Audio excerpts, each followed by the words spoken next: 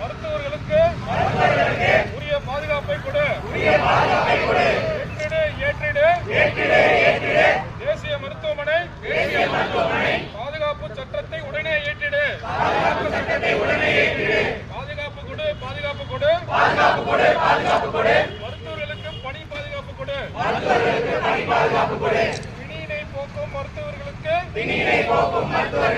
பணியிலே பாதுகாப்பு இல்லையா? பிணியினை போக்கும் மருத்துவருக்கு பணியிலே பாதுகாப்பு இல்லையா?